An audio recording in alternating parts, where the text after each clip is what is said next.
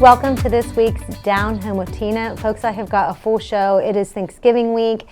Oh my goodness, sometimes I just feel like I just don't have enough time. Maybe I just talk too much. No, I just have some really important things to discuss about Fairfield County Juvenile Court. They're coming up as my first guest for the show. And then also I have a gal who has written a book about a gentleman that a lot of people, I want to say they didn't know or maybe misunderstood, and maybe they don't think they misunderstood him. Maybe he's just who he was. You'll just find out a little bit more about that in just a bit.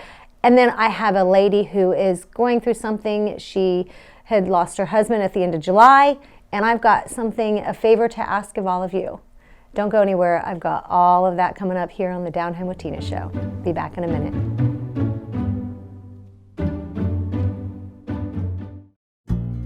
Fairfield Federal. When it comes to our customers and our community, we go above and beyond to help.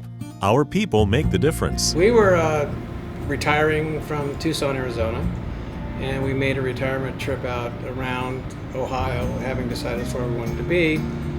And we came across this town called Lancaster, and we fell in love with the downtown area where the fountain is and the memorials and the flags and all this stuff. And we looked around and I said, there's our bank right there. There's something to be said about a community bank in your hometown. Right. If you live in the community, you should do business in the community as much as possible. So it makes sense to bank with the community bank where you live. Fairfield Federal is the bank to be at. If you live in this town, or any town actually, you want to bank at a local home bank. And the employees are happy here, they're conversant, customer service is through the roof. There's nothing more you could ask for. Personal or business banking, whatever you need, we take it seriously because we know you do. Stop by today at any of our 3 locations and see why the difference is clear. Fairfield Federal Savings and Loan specializes in banking that revolves around you. Member FDIC Equal Housing Lender.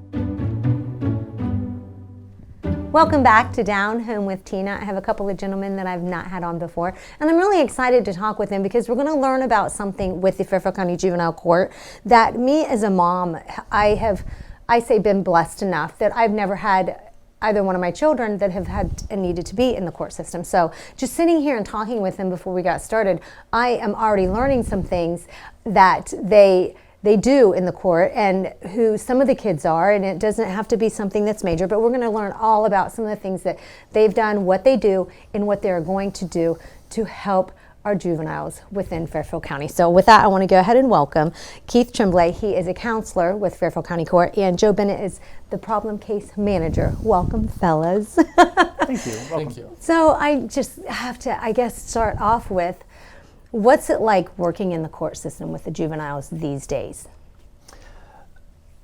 Let me just, as I think about it, the courts are in such a transition. As Judge Vandervoort came in 7-ish years ago, the research was saying what we're doing with kids is not only not helping them, it's making them worse. So kids that were getting involved with courts were less likely to graduate, they were more likely to be in the adult system, they were more likely to have future behavior problems. And so she became really proactive with how do we work with these kids, with these families in a way that actually promotes success as opposed to makes them more ingrained in the system. So It's a really fun time to work with what we're doing. Can you take a second and just tell us the approach that we're using with kids now? Yes, so we're really trying to identify the strengths of each juvenile that comes into the court.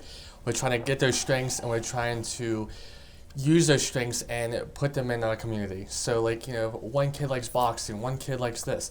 We're trying to get them involved in our community as opposed to, locking them up as opposed to the old ways. We're trying to really work with our families, that family engagement piece, and our community partners to really promote that success with each. So this is called reimagining juvenile justice. Yeah, reimagining juvenile justice is kind of an outreach that we've started out of our probation transformation. Okay. So we're making all of these changes, and part of the core of it is if a kid has a valued social role, kind of with your own kids, if they have something they're passionate about, if there's something they're interested in, they feel like they're a contributing member of the community, guess what? They succeed. They become part of the community. They do things that support the community. When they feel ostracized, disconnected, then they're more likely to go towards things that are less community-based. So what we've done is we've taken this probation transformation and said, wait, we need to get as many people that are community partners working with us. Because if it's the kid that wants to learn to build, we need to have some construction people helping us mentor those kids. And what I think about it is just like many years ago, and I don't know how many years it goes back, with the career centers. Some kids prefer to be hands-on. Absolutely. Those kids, they were able to find something and say, hey, if you like this, you have a passion about this, let's do it this way. And they have gone on to do a trade and learn a trade. And many become very, very successful. And this is exactly the same to me, looking at is you're bringing in these kids who have had some things that have been going on. And this is, and I don't want to make it say a simple, or because everything you take seriously when they end up having to come to the court, but it could be just something like a kid not getting along with another kid in school that you may see this kid come in, and so what is the underlying thing? What is going on with this child or kid? What can we do to sit down with them and find out that is going to make them be passionate and excited about life, to Absolutely. Get their mindset in a different. I would also just add to that, like, it's more of a collaboration, right? So it's not just me as the probation case manager saying, hey, you need to do this. It's more, okay, what are we doing? What can we do? And we're going to get this done for you. What have you done so far in 2021 to jumpstart this or get this going? Well, we had a cohort, Reimagining Juvenile Justice, which had some ministers, some teachers, some business people, and we just got together and we spent 6 months meeting on a monthly basis and talking about, all right, this is why we're using family engagement. This is why we're looking at racial equity, because that's a huge part of the change that needs to happen in the court system.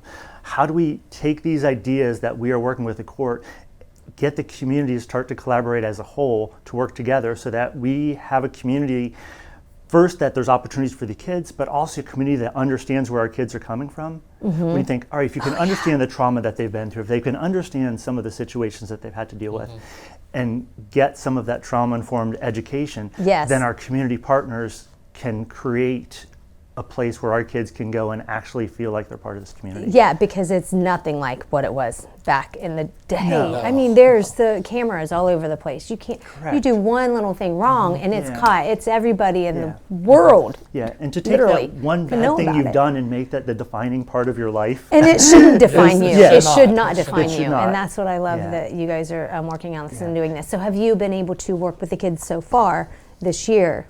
Oh yeah, we are very active. Like, we have someone that's doing workforce development. We have so many partners with local gyms or local businesses. So our kids are doing we're trying to find community service that actually sparks their interest in something as opposed to using it as a punishment. So we've been doing a lot of this. It's been a transition, but this year really.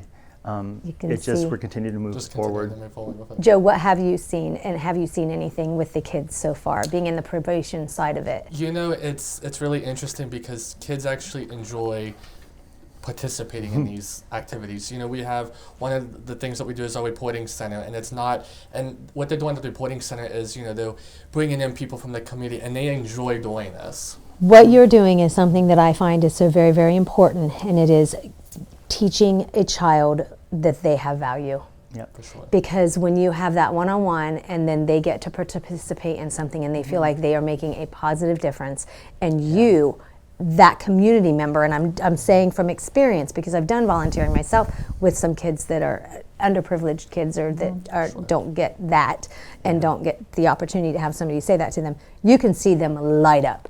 Like, absolutely. Yeah. So we've only got like a minute left. So I'm like, let's shove all this in here. Gosh, I'm sorry. Yeah, I know, right? So what do you have coming up in 2022, and how can folks begin to get involved with this? Well, we are starting a new cohort of Reimagining Juvenile Justice. So if there's people that are interested in learning what the courts are doing, interested in how they can be part of this change, they can reach out to me at Juvenile Court. My name's Keith Tremblay. If they just call the main line, they can connect you with me. Okay. Joe, anything else that you wanted to share that you think is important? If you have any questions, feel free to reach out to the Juvenile Court. We can always answer your questions, and we're just continuing to flip pages and make improvements as they come. Absolutely. I think that is awesome. And there's a saying, and I am known not to get sayings right, so I'm going to do the best that I can. It takes a community to raise a child. And in this case, it takes a community to really make a positive difference in the children in the community that need that positive that positive person, that inspirational person. So folks, I hope you will consider helping out the Fairfield County Juvenile Court and their reimagining juvenile justice they've got coming up in 2022. Don't go anywhere. I'll be back in a minute. It's Down Home with Tina.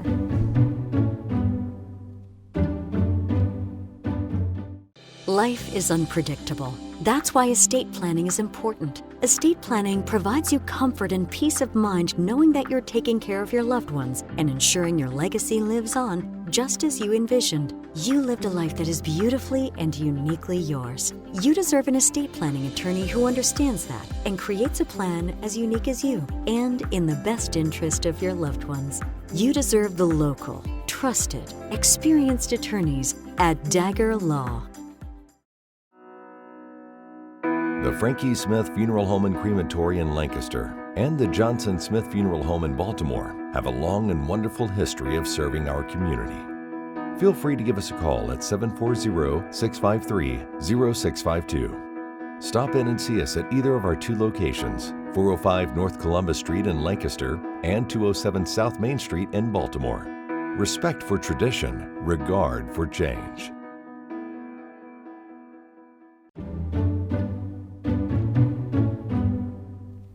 Welcome back to Down Home with Tina. I have got Cindy Smith with me, as well as Pam Croft. Pam is an author, and I'm pretty sure that it is the first book she's ever written, and I'm pretty sure it's something that she's really excited to share, because this is a story that, Pam, it's your experience with a fellow businessman here in Lancaster. Yes. And so I'm not going to say anything, but the book is called Give a Little Bit. When are you coming back?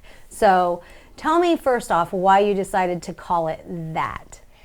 Well, the Give a Little Bit is part of the mystery of the book with the connection to him. Mm-hmm. When are you coming back is because I somewhat quit 5 times in a row.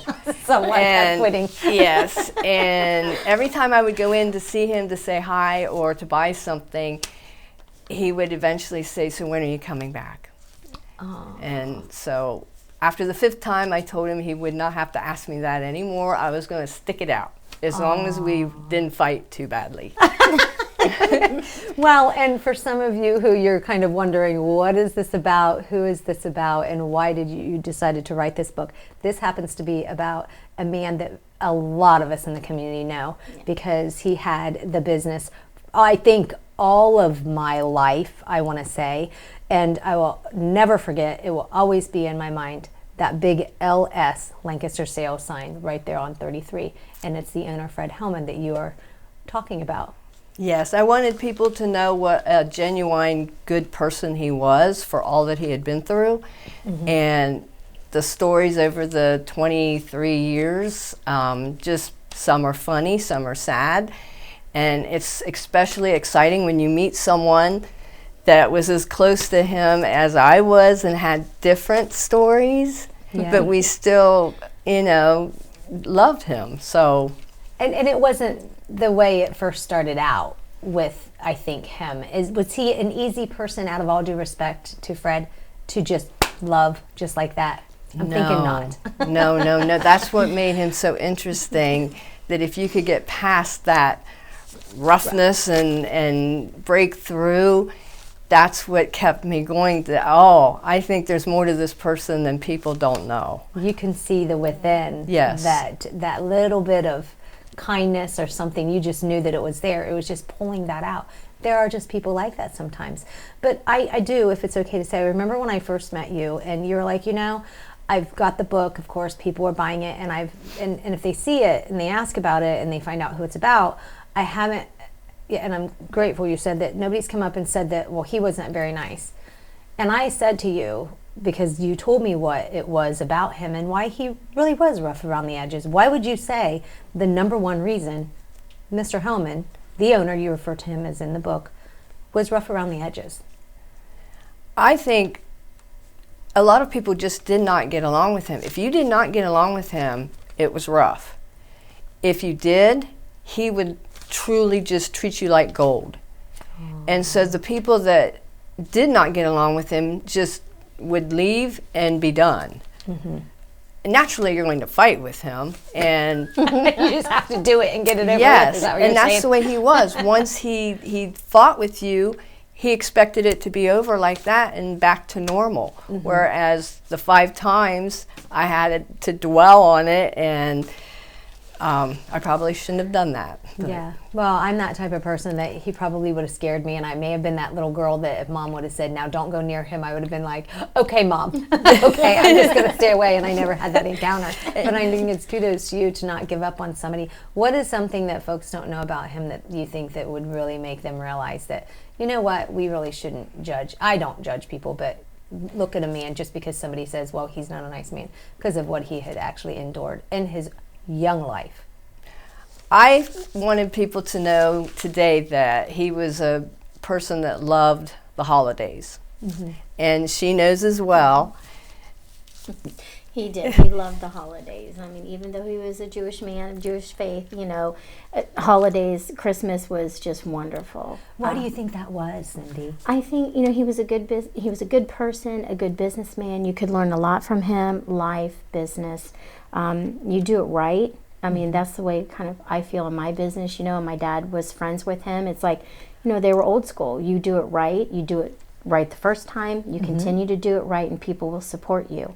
And so that's, you know, what I got. I mean, ever since I could walk, my dad took me down there, you know, for lots of different things. And the biggest thing I remember at Christmas time was he would give out boxes of chocolate-covered cherries, you know, to the customers. And it might have been frequent customers, I don't know, but we got one every year, and he always told my dad to take it home to my mom. And then every year we would go down and purchase, or my grandparents would purchase, the big bloomer chocolates, you know, they were kind of the baskets. They were like in a wooden basket, you know. So I don't know, my dad had rentals and things like that, and he just got all of his, you know, plumbing supplies and whatever he needed there, and fishing tackle, and, you know, that's where you would go to buy jeans. Oh my goodness, you could go to buy everything. Yeah. Everything, anything. If you didn't have it, you could go there to see if they would have it. And probably 9 times out of 10, Lancaster Sales had it. Yeah, they did. Or if, like, I remember my dad saying, like, in the plumbing part or whatever, if they didn't have all the fixtures, they would have the fixtures to get to the part that you needed to fix. You know what I mean? Yeah. They had the components, I guess. Yeah. What is the neatest thing, and we've only got a couple minutes left already, I wanted to ask you, Cindy, that your dad and Mr. Hellman, he, like, you guys, they had that connection or relationship, like, right in the beginning when Mr. Hellman started out selling stuff. Like, it was in a tent, I know. And it is Mr. Hellman, but I always knew him as Freddie, you know. But anyways, when he first came to town, he had, you know, his store was underneath the tent. And so he had a tent pole, but he wanted a telephone. And my dad, being retired from, or working for Ohio Bell, but, you know, retired, he hung his first telephone on the tent pole. So Fred had a telephone. And then it worked into a big comm key system. And just even after my dad retired, he was still fixing his phones. Isn't that just neat? And it was a lifelong friendship. I love that. I love that. So for folks who didn't know a man that was a very big businessman in Lancaster, Pam, we've only got like a minute left. How can folks get a book, and what is something that you definitely wanted to make sure you share about the owner? You can get it through Amazon. You want to make sure you get the black car. This is the revised book with pictures and an epilogue. And so I'm sure there's other companies that have it listed too on the website. And other than that, yes, I just want to say I'm so happy to be here, and thank you. It makes me feel good that people are reading the story and learning more about him I saw. Yeah, and it's you and your story about what you went through and why you kept going back. And why he kept asking and coming back. I love that. This little thing on the cover is a highway. Because why? The billboards always said all roads lead to LS. So that's what that's there for. I love it. Ma'am, thank you so much. Good luck with everything. Thanks, Cindy, for joining us. And folks, don't go anywhere. I'm going to be back. I'm going to highlight a first responder, but it's not the way I usually, or a first responder. You'll figure it out. I'll be back in a minute. It's Down Home with Tina.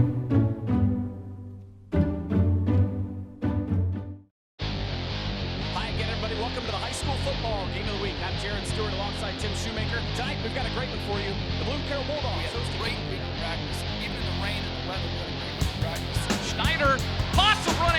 midfield. He's gone. Ryan Schneider down the near sideline for a touchdown for the Aces. We have a hold on the offense, number 20.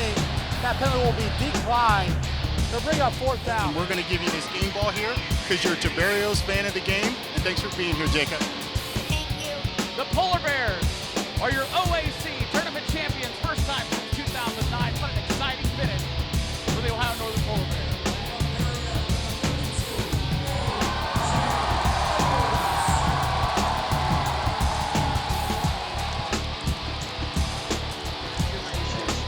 Very proud of this trophy because you've earned it.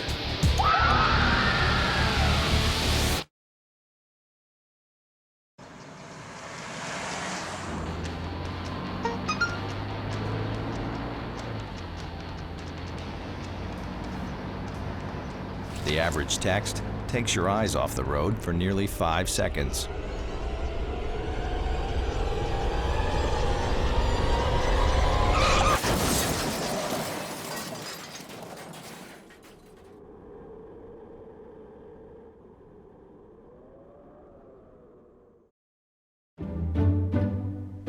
Down Home with Tina is brought to you by these amazing sponsors. And folks, it is my First Responder of the Month segment, and it's a little bit different than what I typically do. It is because I had somebody reach out to me within the last week, and it's one of those things where I just feel like, it being Thanksgiving week, that I am very, very blessed when I get the opportunity to have folks like the gal that I have on, and it is because of the show and you all helping me to get the word out there and to spreading the word about the positive things that we've got going on in our community, and the way that if I can help and give back, I like to give back.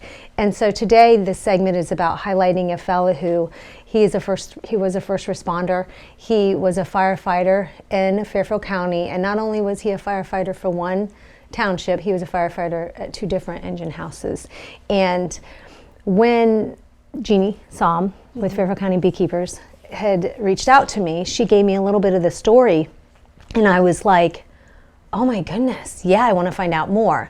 So then I had talked to Elisa, who is the mother of Logan Knerr, and she told me a little bit more, and I was just like, okay, I want to talk to Ashley. And Ashley is the widow now of Logan, and we're just going to talk about him and what an amazing person he was and what he did. So he was a firefighter locally, right? Yes. So what can you tell me about what he thought about what he did for a living, for his career? Well, first of all, it was a calling. Not everybody is made to do that kind of work. Right. So it takes a special person to really run towards the danger, run towards the fire. Mm-hmm. And Logan was that person. And he always had a desire to help somebody, always wanting to find the good in people, and even when he sees the worst in them. He was a giver. I was somebody that I did a run with the City of Lancaster Fire Department, and that's when I learned, and it was just like when I was to go out there, Ashley, and this was one day, one time, I had no idea what I was going to experience in that 14 hours, I think it was. They do this every time they go out on duty.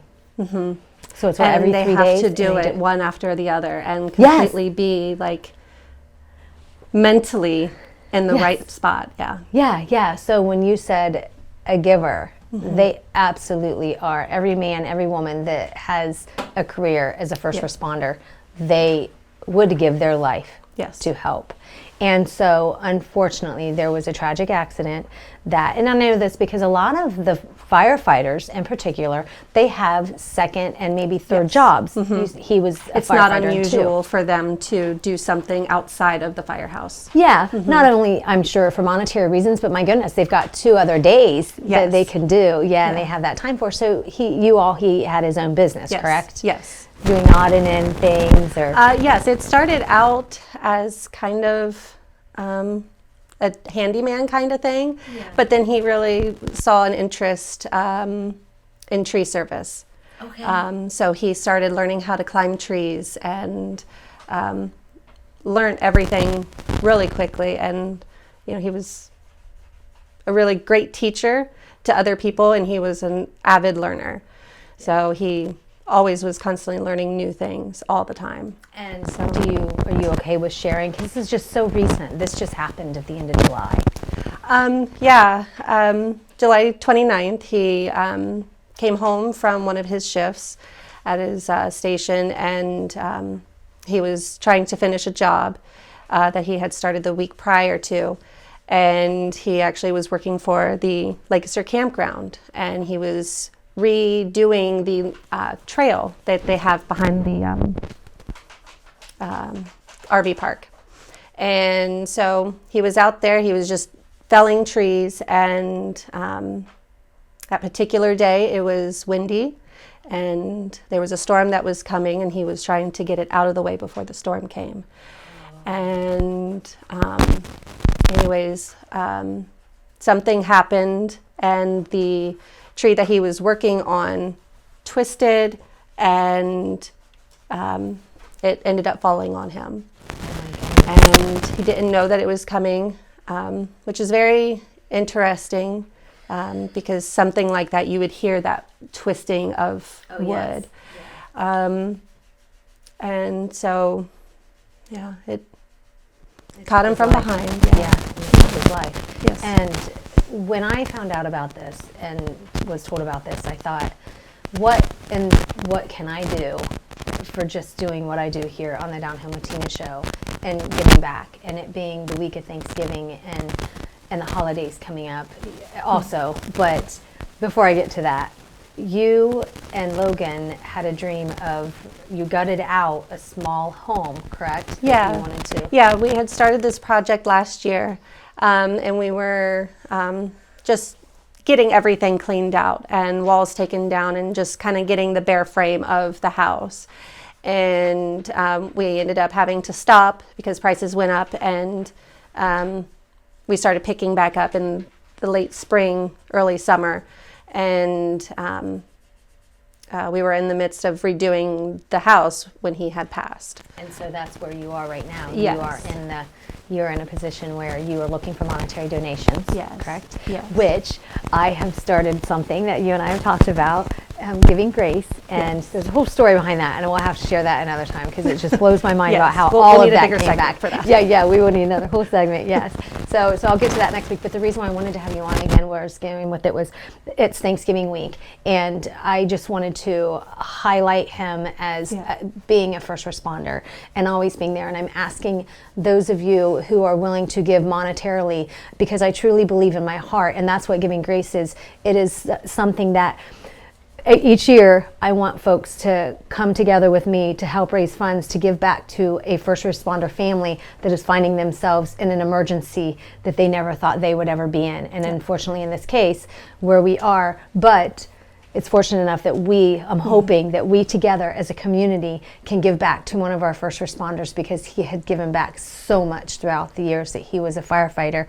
And so Ashley, I've got lots of prayers, and I'm hoping that we can do this, friend. With God, all things are possible. So yes, absolutely. And so we're highlighting Logan as the amazing person that he was here on earth, and we are going to do the best that we can to help Ashley and her two girls, by the way, as well. And folks, I just hope you have a great week. I've got more to share with you next week. It's the Down Home with Tina show. God bless. Good day.